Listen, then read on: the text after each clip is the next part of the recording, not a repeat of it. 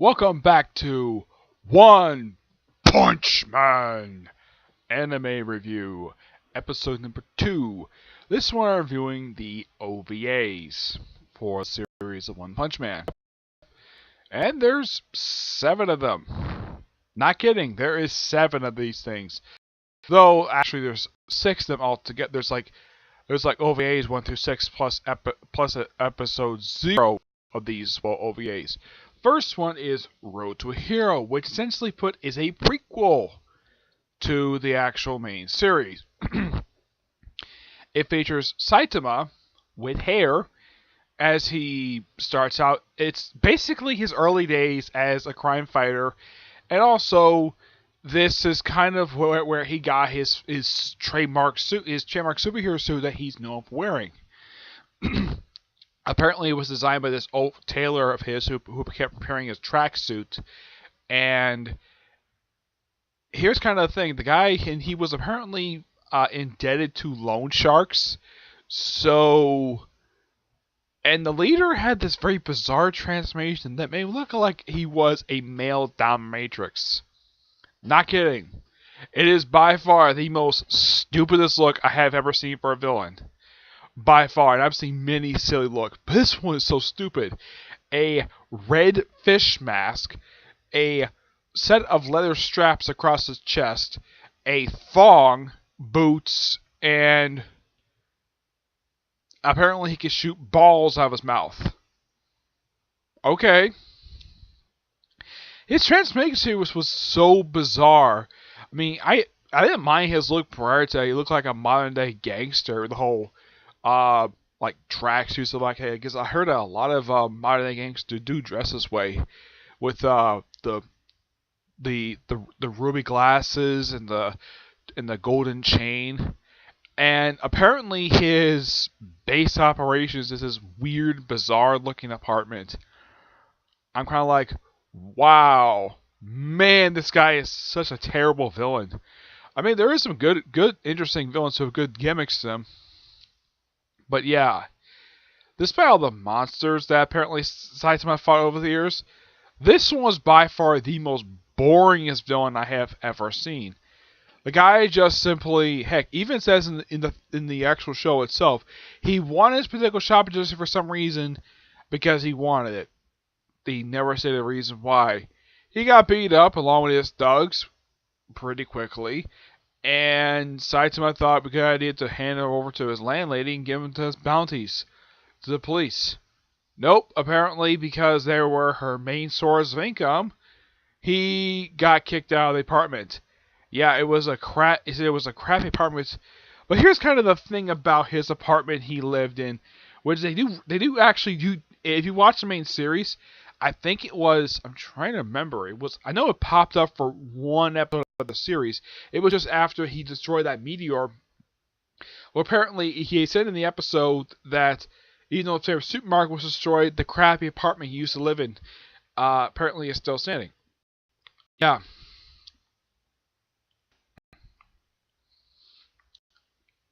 Because I think it was like after episode, I think it was 8. Yeah, because the meteor thing only took up like 2 chapters in the manga. And let's see. Yeah, it was actually episode 8 when this happened.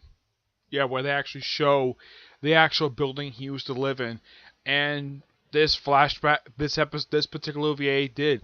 I mean, the story is pretty fine. I have no problem with the story itself.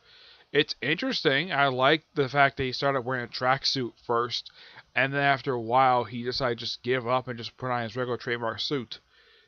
It's a pretty good one. And I kind of like to see more of his, more of the other monsters he actually face up against, because at the start of the series, he apparently has defeated several terrorist organizations and destroyed hundreds of monsters, and yet he's never been given credit for this thing. Yep. Alright, the first OVA, the shadow that was up, that snuck up too close. Yeah, this one is just Genos around Saitama learned about his daily routine. This one was actually pretty interesting. I kind of like this one. Now, I should point out though, from the first OVA, from OVA number 1 to OVA number 6, these are all dubbed. The Road to Hero was never dubbed for some reason. I don't know why Funimation skipped over this one. Maybe they didn't know this was an actual OVA. I have no idea. Oh yeah, and even though Genos was wasting his time, at least it was interesting. A lot more interesting than what Saitama was up to. Yeah, yeah, it's a pretty interesting story. Let's say his power doesn't really go anywhere. The next one is the pupil who is an extremely poor talker. Yeah, it's just Genos talking to a gangster about his day and how he met up with this other gangster, and explaining the whole day was so bizarre. It's like him and Saitama started in a bathhouse, and then they decided to go shopping. And Genos said they go to different cyber districts. Apparently, he missed one of them, and one he missed by a couple seconds. The other one, the store just simply closed, and that's where he kind of met, this top gangster guy. And because of the fact he was not going to get back, he also Saitama gave him a set of keys while he was waiting, because he didn't have to wait for him anyways. So he basically nearly incinerates. He basically just fried people to clothes and just scorched their skin, and like cartoon style, and hand him off to the police, and takes the Don guy. I think he takes him to the hospital, and yeah, and Genos doesn't explain where the heck he was, and apparently Saitama got a chance to, well, get what he wanted, and Genos not getting the thing he wanted, he decided to get expensive meat. He doesn't really say exactly how much thing costs. Apparently this thing costs a lot of money. Probably about, I don't know, 30, 40, probably about, could be over here about $80, $100 for this particular piece of meat. Yeah, it was a interesting little episode. Next one is the ninja who is too complicated. Yeah, it's the supersonic ninja, like right after he was doing in episode 4, where he just goes through some training. Excuse me. And obsesses beating Saitama. And the hunter guy hangs out with, apparently his enemy is a giant bear, who, after Ninja gets back his confidence, he leaves the hunter, and of course the hunter tries to shoot the bear. Apparently all his bullets miss, even though the thing is standing right in front of him. Apparently he's a terrible shot, and then Saitama shows up completely out of nowhere, and apparently kills the bear off screen and takes the meat home to be eaten for dinner. Yep. Yeah, that's one thing quite weird though about Saitama. It seems like half the time when he's not fighting bad guys, he always thinks about, what am I gonna have for dinner tonight? Yeah, and he goes around. Heck, this is even shown in some of the other OVAs, showing like the previous one and even the series itself. He spends a lot of time shopping, grocery shopping, for these bargains. I don't know why. I would have thought, though, even after he got his job, he would have got a better apartment than that tiny room of apartment that he has. But who knows? Yeah. But in the case of this one, yeah, Saitama himself only shows up briefly this one, and then, of course, he gets taken on Bearman and Genos. Yeah, Saitama and Genos are practically the only characters who show up in every single one of these OVAs.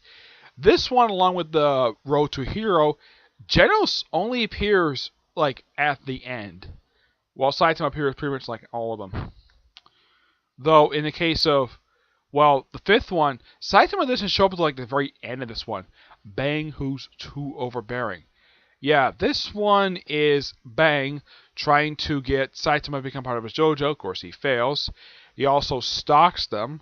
Yeah, and apparently he's intrigued by the fact that at this point, this is before Saitama becomes promoted to a B class hero, and of course, Genos is still an S class. I think he's like second from the bottom. Yeah, second from the bottom. and he follows them around. Apparently, even they go shopping, and apparently Saitama loses his meat, so and then of course, this was of course during the day after he invited him to come to JoJo. He's like patiently waiting. JoJo's like, man, when are they gonna come? And of course, it takes a truck running over Saitama's meat to convince him to come up to dojo, and he shows off what he can do, like breaking a bunch of bricks.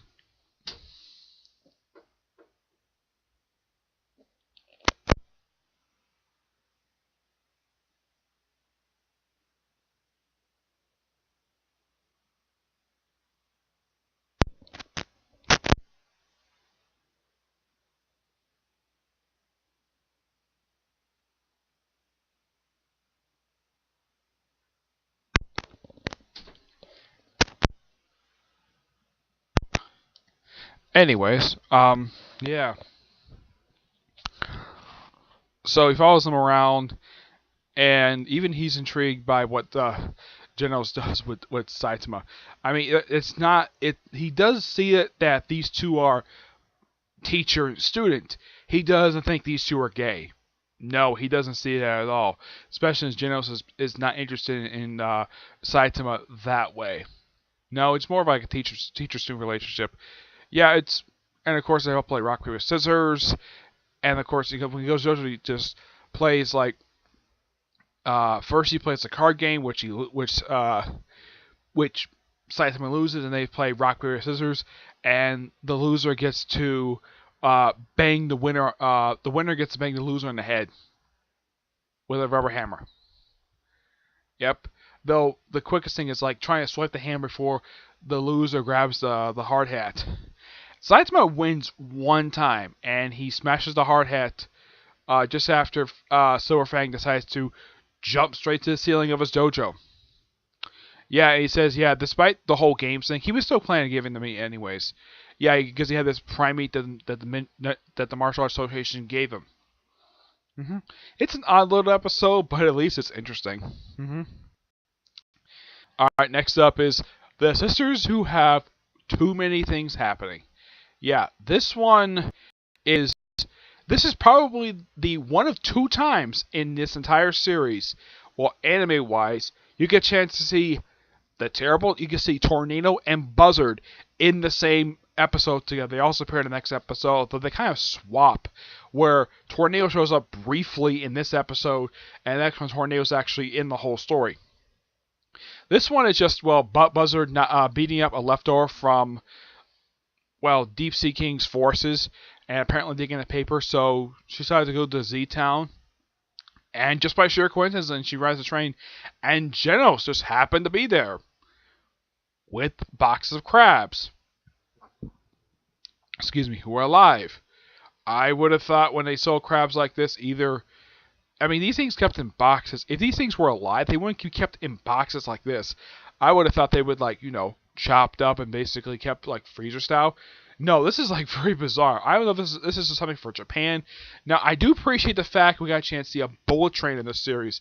Yeah, not many series you get a chance to see a bullet train. Yeah, this is one of the things of Japanese modern architecture you get a chance to see. And this is by far the only time you get a chance to see in this series a bullet train. The only series anime I've seen where you get a chance to see a bullet train has been My Hero Academia. They had this for about 2 episodes. Let me think. I don't think Bleach had one. No, Bleach didn't have one. That's in modern day. I know for a fact Tokyo did not because they never showed trains. The only vehicle they showed was a car.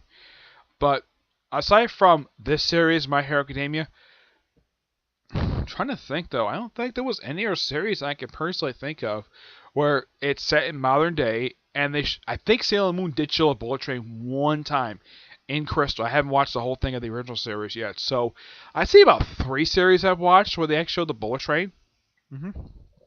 And it's a good thing that Genos, who got a phone call from the Hero Association, is like there's a bomb on board. Okay. Seen this scenario a lot of times, so he knows who Buzzard is. I mean, he probably read the entire handbook, so he knows who this person is. And he says, mentioned our powers, Esper, basically move things in our mind. She's telekinetic. So he asks her to evacuate the passengers because it seems like a very simple thing to do. I mean, she's a hero and she's right there, and of course there's a C class hero like just one seat behind him. Apparently, she took up the spot that Saitama had, who was the bottom of the C class, and now she took his spot, which is weird. And I'll explain her. They don't really state who this woman's name is. Let's see if I can find her. What is this woman's name? I know she's a C class hero. They don't really state in this particular thing what her name is, or what her abilities are, or even a hero name. It just, oh yeah, you have this C class hero who just, well, yeah, and her assignment, because she's a hero, she wants something to do, so Buzzer sends her to go find the bomb. Okay, that seems pretty simple for her to do, while Genos tries to stop the train, because he's got super strength, and he's a cyborg, why not? And Buzzard uses her abilities to evacuate all the passengers, and she does it pretty quickly too. She does a really good job of it. And then she's told by the C-class hero where the bomb is, and apparently was kept in the bathroom. I'm not kidding. The bomber, the serial bomber is what they call this guy. Yeah, he only appears briefly on the screen, you only see his picture. He just physically appeared in the episode itself. And also she gets, jealous of her sister gets more picture time in the news than she does. Even though she did nothing, and yet she's in the news. Probably because, and the whole confusion thing, despite the fact that she looks like she's younger than Buzzard, Tornado's actually older than Buzzard by about a few years. Mm-hmm. Oh, I almost forgot to mention last episode, she actually threw Genos through, actually I think I may have mentioned this when he referred to us as spoiled brat. He got thrown into a wall. Yeah. All because she didn't like being ignored. And she does kind of play a small role in the next episode as well, which is like 1 minute. And apparently, the C-class hero knew who she is. And I mean, Genos, I think a lot of people can tell. Even she probably kind of knew that she kind of suspected he knew who she is because he's a cyborg and plus he has access to the entire Hero Association database anyway, so he has a pretty good idea who she is, and even commented about her ability, which, from her expression, she didn't seem all that surprised that he knew, but Lisa put it to use, and she's a hero.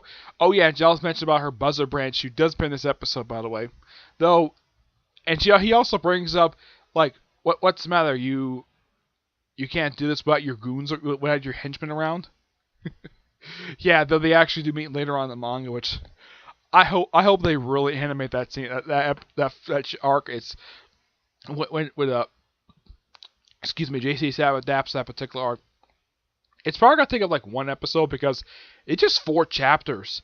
I mean, the 2 arcs is 4. That take up like 2 chapters.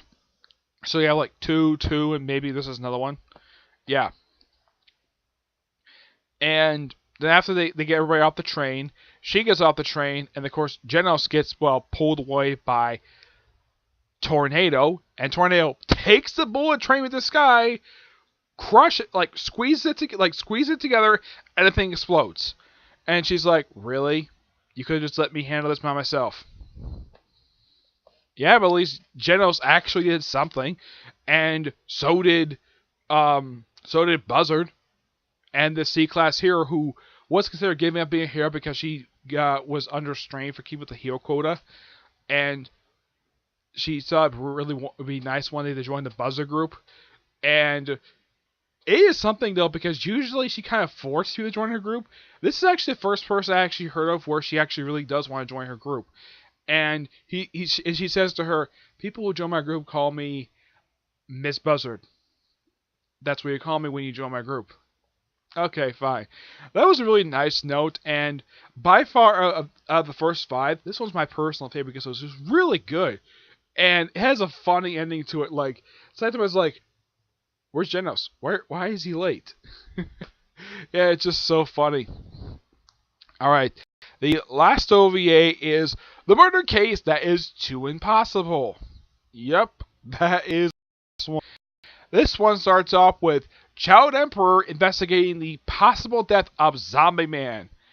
Yeah, who got stabbed with Atomic Samurai's sword. Yeah. And this, by the way, takes place right after the end of season 1. Yeah, after the whole alien invasion, so these characters are brought into, these heroes are brought to this resort. Now, I did see Buzzard make a quick cameo. My personal guess is the reason why she was there, well, because she kind of did, maybe did help out with the hero evacuation, but also because she's Tornado's sister. Yeah, but I didn't like the fact that Flashy Flash was commenting that apparently he thought that Saitama did nothing, even though he did. He's the one that beat up the leader of the aliens, and he destroyed the alien spaceship.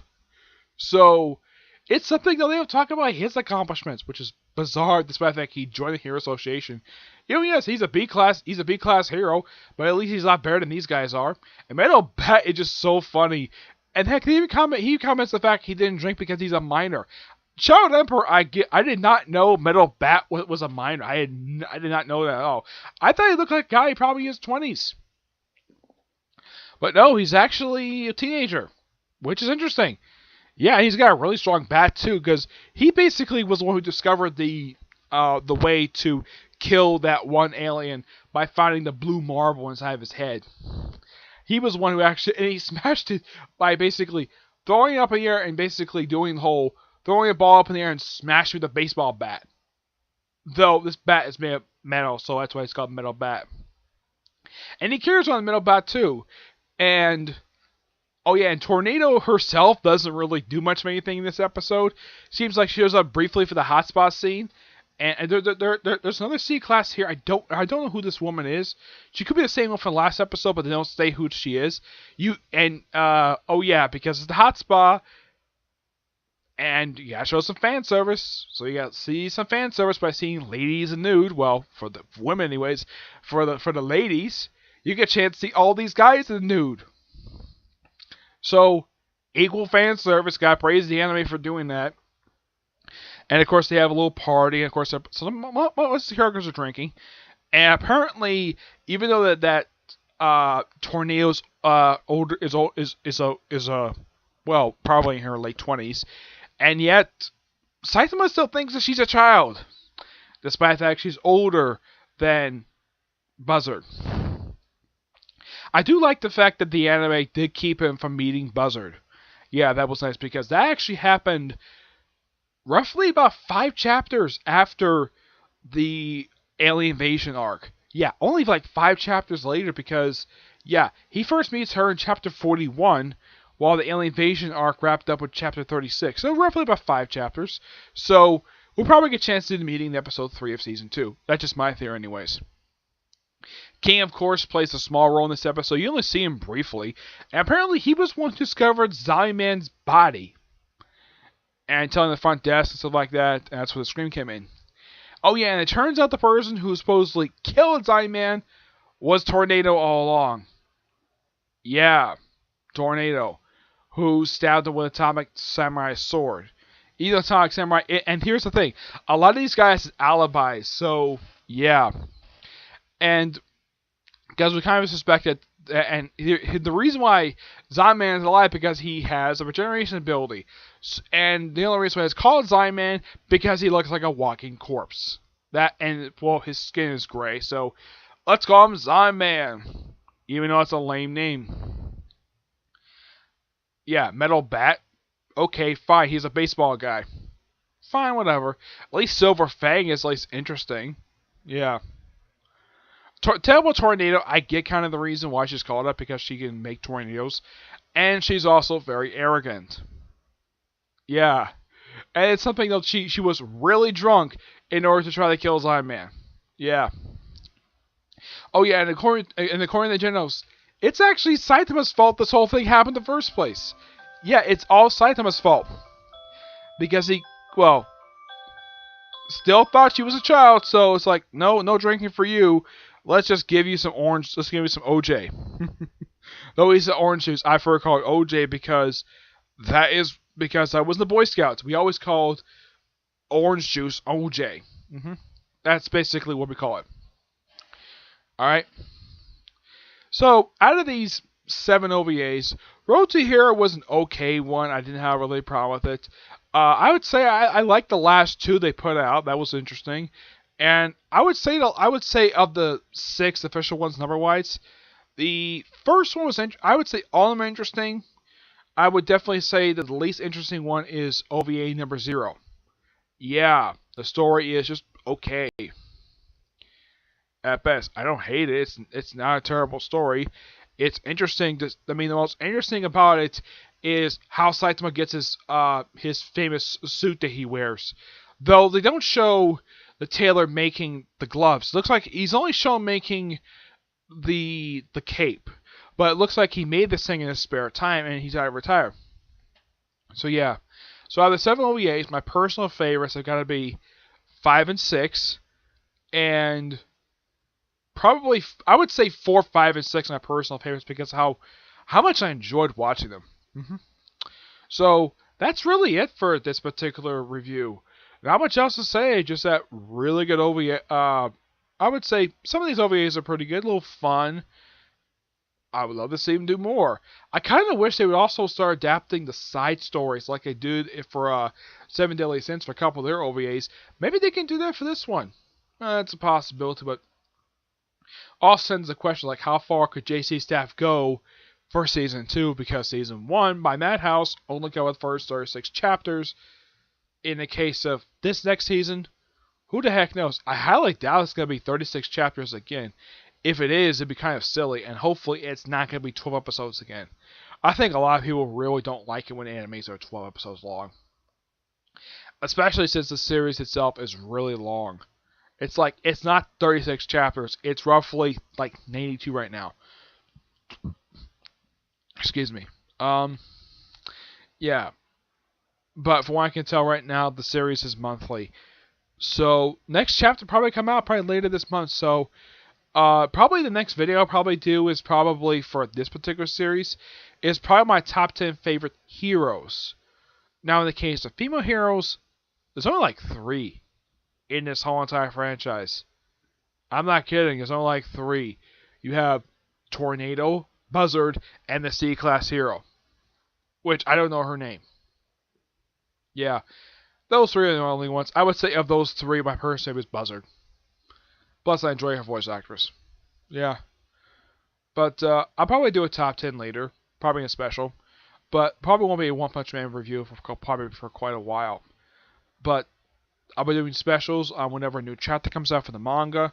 So just wait whenever chapter 93 comes out and I'll do a review of that. And I'll do a top 10 of my favorite heroes for this entire franchise. Well, top 10, well, yeah, heroes overall. And of course, probably male heroes, even though there's a lot of them in this franchise. Yeah, I keep thinking though that series like 7 Deadly Sins, a lot of the other series I've watched, with the exception of JoJo's Bizarre Adventures, has a good number of female characters. This one only has like 3 people. A lot of the other characters, female characters, are just unnamed civilians. Yeah. And of course, and there's also the female subordinate for Buzzard. Yeah, her female subordinate, I think her name was Rose. She only appeared just as OVA. I don't remember her appearing in the manga.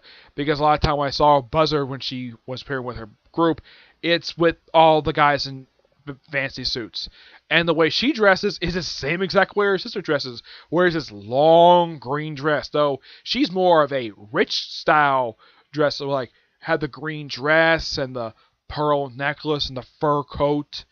Yeah, she kind of looks like one of those 1%ers. Yeah, that's what she dresses. I don't have a problem with her. Her character herself kind of reminds me of Boa Hancock from One Piece. A woman who's taller than the main character, has got raven hair, and it's kind of implied she has a thing for the main character, despite the fact she's trying to constantly, be very ruthless to him. Just like Boa Hancock would. And the fact she's actually changed because of Saitama. So it's a similar relationship. Yeah. But would I love to see these 2 hook up? Oh, heck yes. I definitely would. I mean, they got good chemistry together, but they haven't worked together that much. But I love to see them form a group with other S-class heroes to basically be good cooperation with each other. But who knows where the series is going to go. I will probably also do a special on my thoughts on the webcomic. Yep, but that'll be a later video. Alright, so until I see you on my next video, bye.